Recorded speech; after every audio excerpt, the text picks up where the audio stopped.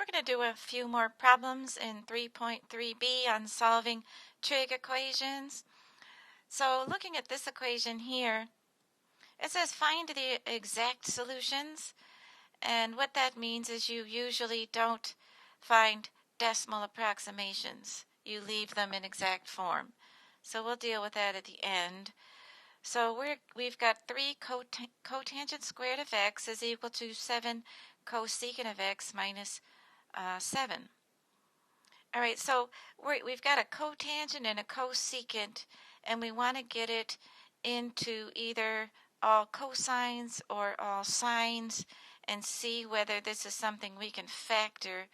So let's write cotangent in terms of sine and cosine. So that would be 3. So cotangent, remember, is the cosine over the sine. Let's just write the cosecant while we're at it. Cosecant is equal to the inverse of the sine. All right, so we've got 3 times the cosine squared of x over the sine squared of x. So that's the cotangent squared of x. And then 7 times the cosecant of x is 1 over the sine of x minus 7. All right, so let's get rid of that denominator there, that sine squared of x here and this sine of x here. Let's clear that denominator out, and the way we can do that is let's first change the way I've written the second term here. All right, so, and then this is minus here. All right. Okay, so let's put a 1 under there so everything has its own denominator. So if I multiply through by sine squared of x, I'll go ahead and be able to, let's just go ahead and write it out so you can see exactly what I'm doing here. Cosine squared of x over sine squared of x. So this is sine squared of x. Let's put the 7 out front. Sine of x. This is sine squared of x. All right. Now let's do some canceling here. So if I cancel here and here, then I can cancel one of the sine of x's. So I'll still have 1 on top. All right, the last term is fine. So if I rewrite all that, I've got 3 times the cosine squared of x is equal to 7 sine of x minus 7 times the sine squared of x. All right, we're getting there. Still, I'm seeing, though, that I have a mixture of cosine here, and then these two are both sine terms. So I'm going to suggest that you change this cosine squared term into a sine squared substitution here. That way we'll have sines, sines, and sines. Okay, so we've done that before. So we're gonna use an identity, and the identity says that the cosine squared, so let's just write that over here, sine squared of x plus the cosine squared of x is equal to 1. All right, so if I wanted to just say the cosine squared of x, then we could say that the cosine squared of x is 1 minus the sine squared of x. So I can make a substitution wherever I've got a cosine squared of x. So let's do that. So I've got 3 times 1 minus the sine squared of x is equal to 7 sine of x minus 7 sine squared of x. Let's distribute. And then we'll see whether we can combine like terms. All right, so there we go. We've got that. All right, so we've got some like terms here. We've got one here and we've got one here. So let's move everything over to the left-hand side so we have a 0 on the right and see if it now looks like a quadratic. So I'm going to add the 7 sine squared of x to the negative 3 sine squared of x. So that'll be 4 sine squared of x. And then I'm going to subtract this one over, so that's going to be negative now.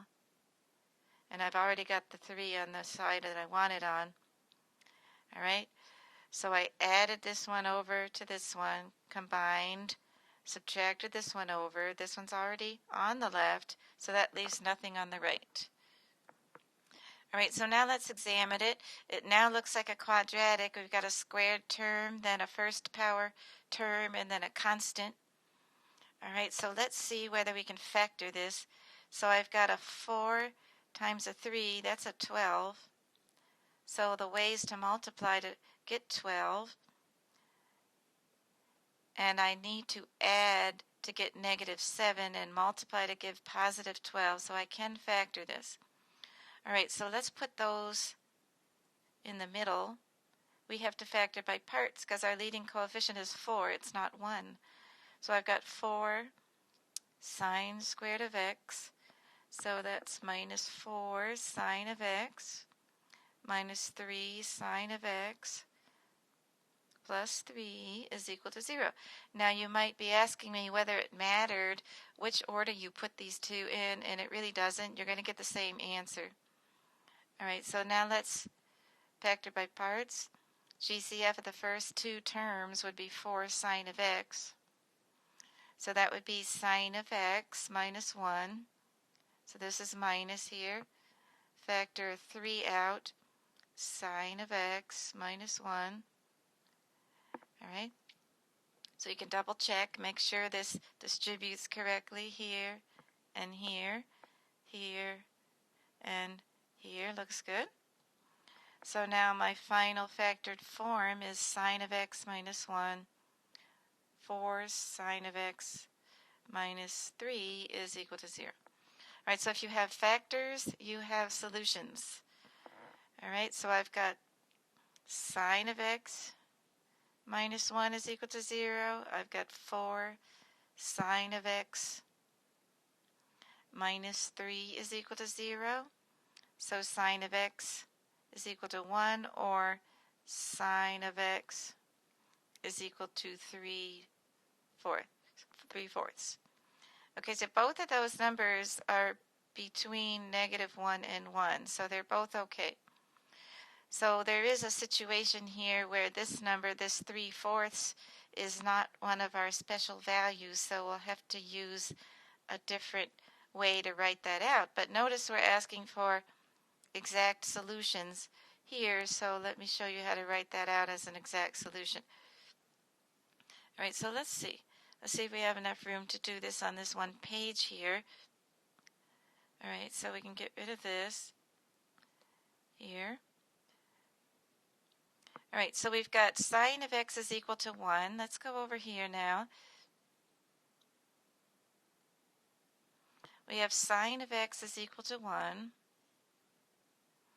All right, so that means that on your unit circle, the sine of x is equal to 1 here. All right, so at pi over 2, we have a solution. So from this one, we're going to say x is equal to pi over 2. All right, now let's look at sine of x is equal to 3/4. All right, so that's a positive sign. Right, it's a positive sign between negative 1 and 1. So positive signs, let's just make two rough estimates of where we might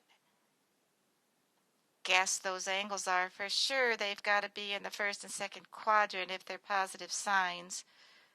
All right, but we got to figure out what these two angles are that give me that positive sign. All right, so we've got this angle. Here's your initial side right here.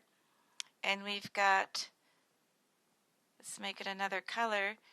So then we've got this angle to here. So both of those angles. All right, so we can say, using inverse sine terminology, inverse sine of the sine of x is equal to the inverse sine of 3/4. So that means x can be written as the inverse sine of 3/4. Now, when they tell you to input it as an exact number, that is what they mean. They don't want you to give that as a decimal approximation. Just leave it like that. All right, so that's inverse sine of 3/4, and that'll be the pink one. All right, so the pink one over here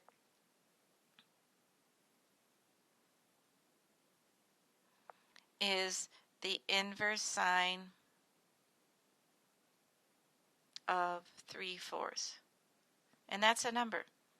If you type it into your calculator, the inverse sine of 3/4, all right, I just typed it in.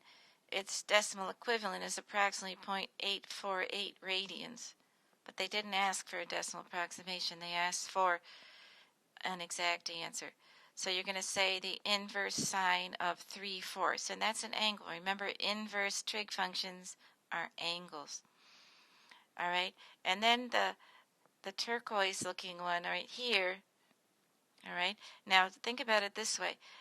This angle right here is also the inverse sine of 3/4 by the symmetry of how sines work, right? All right, so they both have the same y value. All right, so I can take pi. Pi is all the way over to here, and I could subtract off the inverse sine of 3/4. That's this angle measurement here, and that'll be left with this blue one here. Okay, so let's write that. So I'll write it in that color. So x is equal to pi minus the inverse sine of 3/4. All right, now that's also I got a decimal approximation, but it didn't ask for a decimal approximation. All right, so I ran it through the calculator anyway, just to show you what's going on here. All right, so let me highlight our final result here. All right, so what I did here was I highlighted that one of your angles is the inverse sine of 3/4. That's this one here, which is 0.848 radians, which is in the first quadrant because this line right here would be 1.57 radians. All right, and then the next angle we have is this one here, which is pi minus the inverse sine of 3/4, and that's this turquoise one over to here. Its decimal equivalent approximation is 2.294 radians, which is between pi 3.14 and 1.57, so that is in the second quadrant. And then back up to here, our other result was x is equal to pi over 2 radians, and that's this angle here. So there's 3 angles that are solutions to this problem here. All right, so that one was a little bit challenging. Let's try another one. All right, here's another problem. It says find the smallest 2 positive solutions. Cosine of 5x plus 7 is equal to this decimal number on the interval 0 to 2 pi. All right, so we're looking for 2 solutions here. All right, so this is obviously not one of our standard angles, so we're going to have to use inverse cosine here. So inverse cosine of the cosine of 5x plus 7 is equal to, what you do to the left, you do to the right, inverse cosine of this number. All right, so that says 5x plus 7 is equal to some number. So let's type that in, and I get 0.9583 radians. Okay, this is radians, of course. All right, so now this is a cosine we're talking about. All right, so we're talking about a cosine. So a cosine with a positive value. All right, so if you've got a cosine with a positive value, that means you are going to be in the first quadrant or you're going to be in the second quadrant. All right, because cosines, of course, and they're going to have the same value, have positive x values, right, in the first and fourth quadrant. I think I might have said second. So the first and the fourth quadrant have positive cosines. All right, so let's write on our 1.57, that's pi over 2. 3.14 is pi. 4.71 is 3 pi over 2. And then 6.28 is 2 pi. All right, so our first 5x plus 7 value is this number here, 0.9583 radians. That's clearly in the first quadrant. All right, so that's this angle right here. All right, so from the initial side to the terminal side, that angle is 0.9583 radians. All right, so now let's do a different color. From the initial side to the terminal side over here. Now we can see that since this angle right here and this angle right here are both 0.9583 radians by the symmetry of the problem here, I can take 2 pi and subtract off of that 0.9583.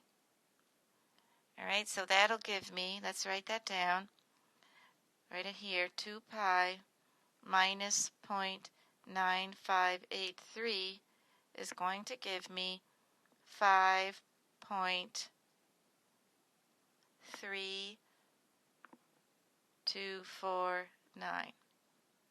All right, so 5.3249. All right, so I have two angles that have a cosine of 0.5749. All right, so we've got this 5x plus 7 expression in the angle part of the cosine here.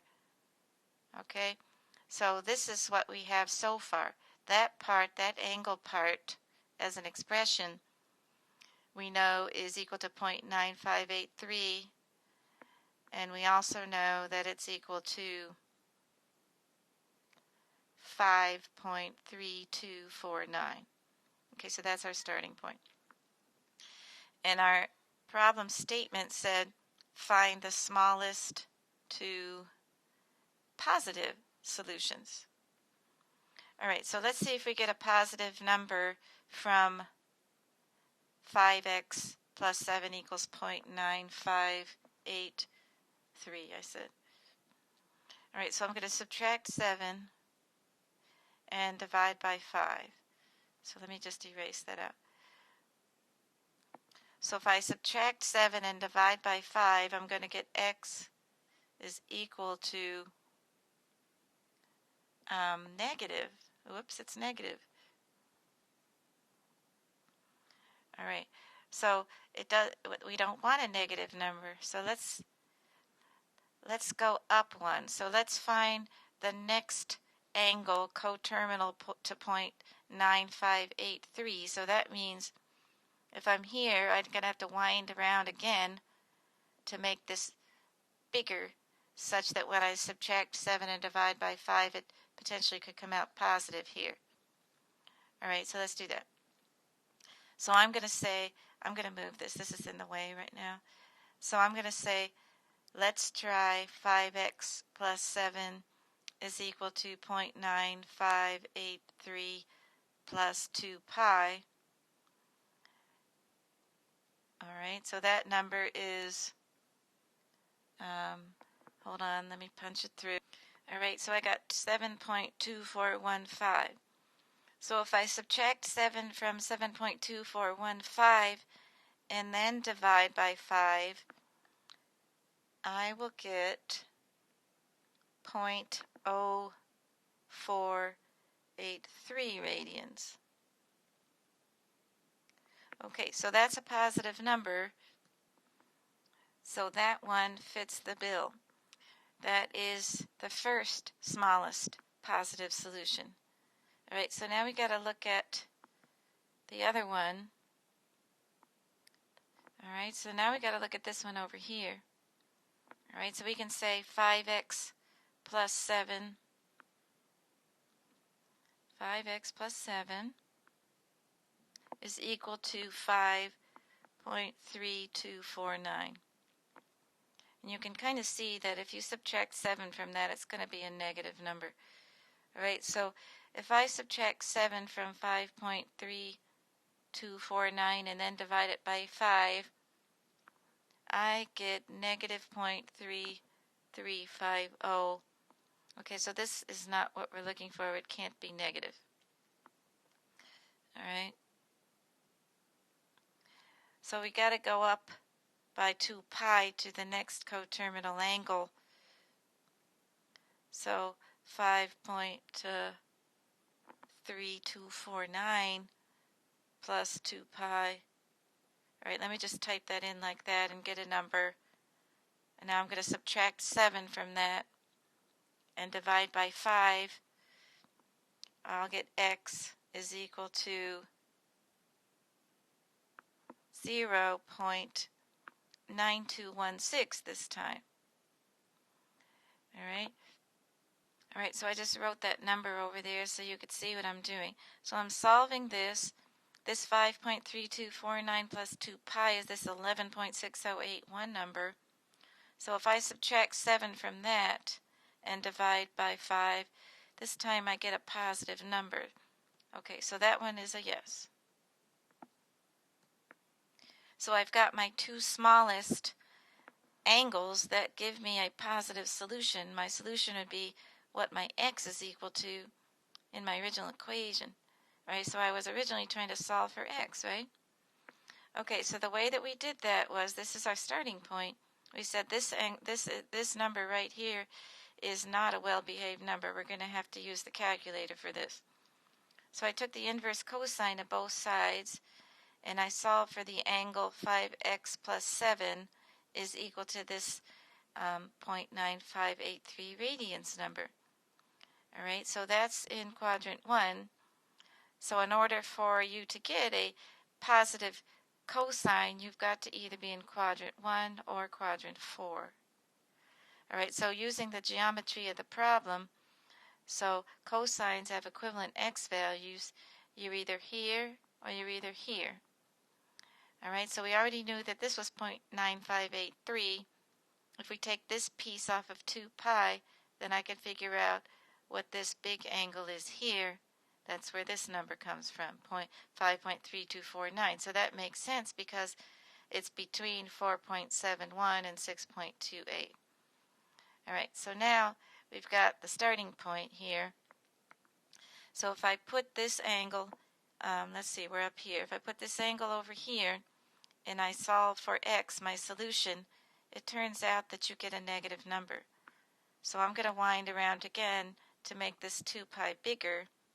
All right, because I got to be here on this dot, and I got to be here on this dot here. I can't be anywhere else. All right, so that means they have to be coterminal angles. Otherwise, they're not going to have the same cosine that we had, right, in the beginning of the problem. All right, so I upped it by 2 pi. This time when I solve for x, I do get a positive solution. All right, so that's the one I'm going to stick with here, because if I wind around again, this number is going to get bigger, and it wants the smallest one. All right, so here I've got one. All right, now we got to work on this dot here. All right, so if I set that equal to 5.3249, and I subtract, I'm going to get a negative number divided by 5. It's negative, so this is a no-go. So I got to wind around again here, add 2 pi, and I get this. So if I solve for x this time, it turns out it's a positive number. I'm going to stick here. This is the lowest possible number, because if I want to get on this dot and I go around any number of times more, this is just going to simply keep getting bigger. So these are the two smallest numbers that I have, and this is what we're looking for. All right, let's try this one now. Find the solutions on 0 to 2 pi of this thing. All right, so it looks like we can transform this into a quadratic so that we can factor it. All right, so let's do an identity substitution. So right here, we've got sine squared. Let's write it down again. We've got sine squared x plus cosine squared of x is equal to 1. So cosine squared of x is equal to 1 minus sine squared of x. So I can substitute in here 1 minus sine squared of x. And then I've got sine of x. So I've gotten that cosine out of there, so I can get it into a quadratic in terms of sine. So distributing here, I'm just going to simplify this a little so it's in factorable form. So I'm just going to organize it. All right, and then 12 minus 6 is 6. I don't want to factor with a leading negative, so I'm going to divide through by negative. Oops. Messed that up. Minus. All right, so that looks fine. Now I'm going to try to factor this. So I've got a 12 times a negative 6. Well, that's negative 72. So 1 times 72, 2 times 36, 3 times 24, 4 times something, 8 times 9. That'll work. 8 times 9. So 8 times 9, we need a negative in there to get negative 72, and we want to add to get negative 1. All right, so these two numbers will work. All right, so now we're going to substitute in for this, the middle term. 12 sine squared of x minus 9 sine of x plus 8 sine of x minus 6 is equal to 0. All right, so GCF of the first two terms would be 3 sine x. So that's 4 sine of x minus 3. Bring down our plus, so that's 2 GCF sine of x. Whoops, forgot my 4. 4 sine of x minus 3. Okay, so now my final factored form, 4 sine of x minus 3, 3 sine of x plus 2 is equal to 0. All right, so we have factors, so that means we have solutions. So we have 4 sine of x minus 3 is equal to 0. 3 sine of x plus 2 is equal to 0. So this tells you that sine of x is equal to 3/4. And this one tells you that sine of x is equal to negative 2/3. Okay, so those numbers are both less than 1, so we're in range here. So both of these are going to give us solutions here. All right, so they're not special angles, so let's use inverse sine to get the radians. So inverse sine of the sine of x, inverse sine of 3/4, and then over here, inverse sine of the sine of x, inverse sine of negative 2/3.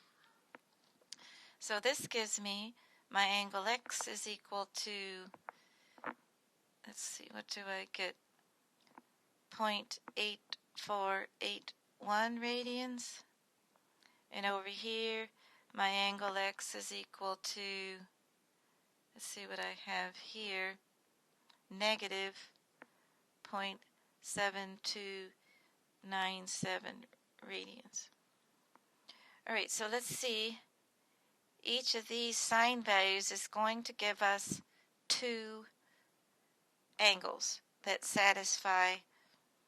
So I don't have enough room. Let me try to make a little room here. Alright, so I cleaned it up a little bit. So one of my solutions says x is equal to 0.8481 radians.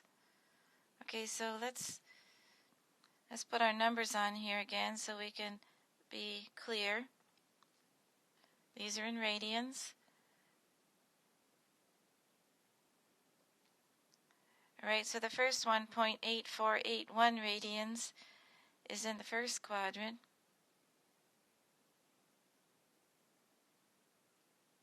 Alright, so that's this angle right here.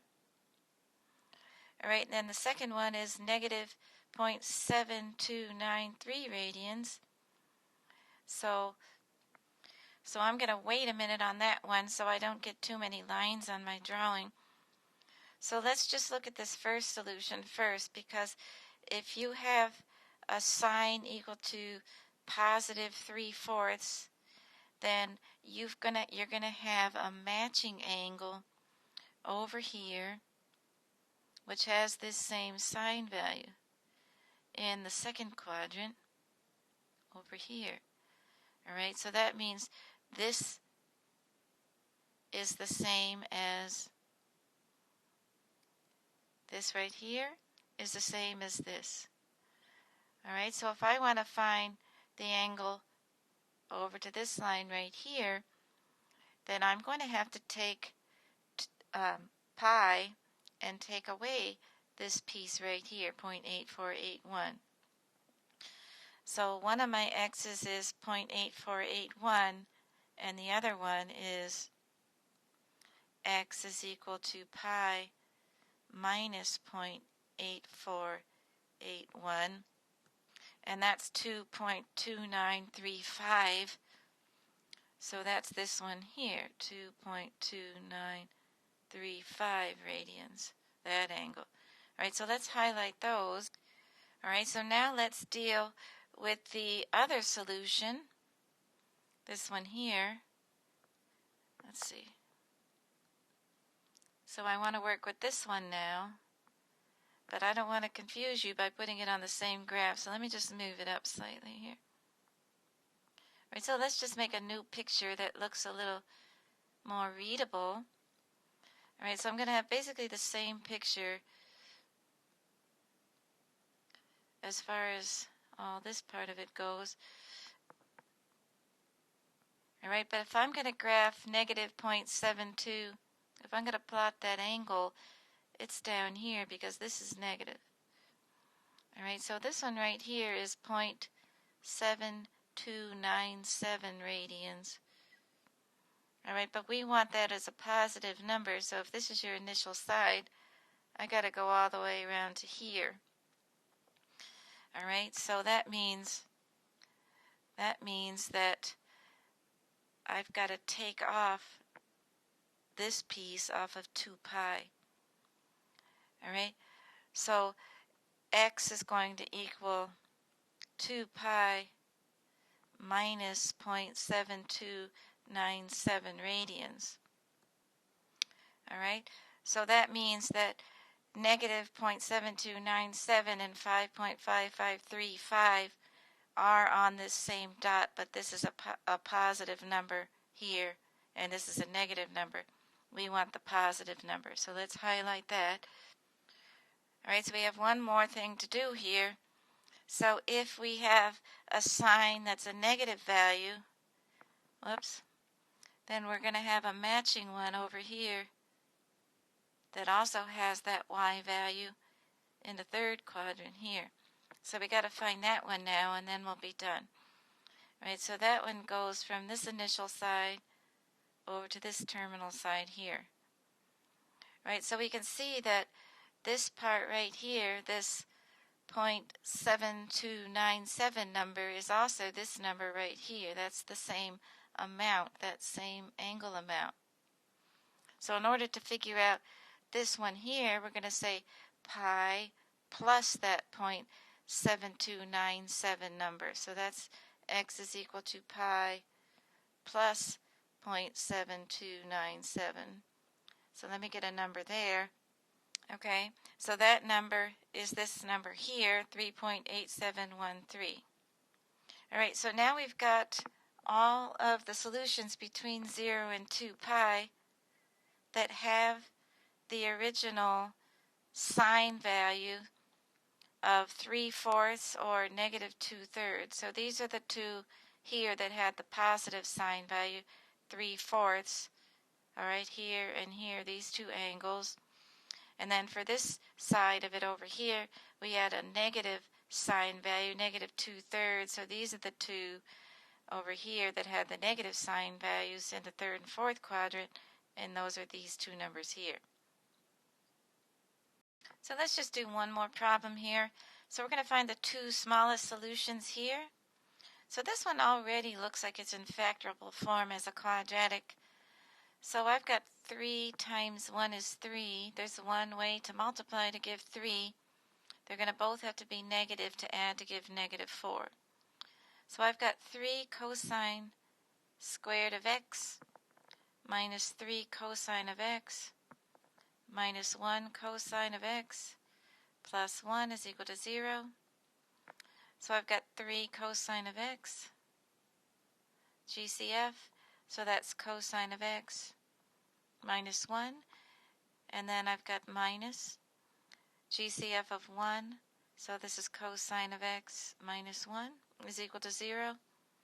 So my factored form, cosine of x minus 1 times 3 cosine of x minus 1 is equal to 0. So if I've got factors, I have solutions. So cosine of x is equal to 1, or cosine of x is equal to 1/3. All right, so when the cosine of x is equal to 1, that means I'm over here at the angle 0. So x is equal to 0 is one solution. All right, let's look at this other one. So the inverse cosine of the cosine of x is equal to the inverse cosine of 1/3. So that means x is equal to the inverse cosine of 1/3. So I'm getting 1.231 for that radians. All right, so let's look at that. All right. So if I look at that on a unit circle, I've got a cosine value of a positive cosine value. So that puts me in this quadrant and in this quadrant. Of course, the x's are the same in those two quadrants. All right, so the angle, so this is 1.57 here. This right here is, let's write that on here, 1.231 radians to that line right there. All right, so I've also got this other one over here, but you can see that that's going to be bigger than 1.23 radians, and our problem statement says find the two smallest solutions. So we don't have to go ahead and do anything more now. So this one right here is your next smallest solution. Of course, here would be a third solution, but it only wanted 2. All right, so that one is done. It only wanted the 2 smallest solutions. Okay, so that wraps up some more challenging types of problems that we might have to do. So hopefully you followed that okay.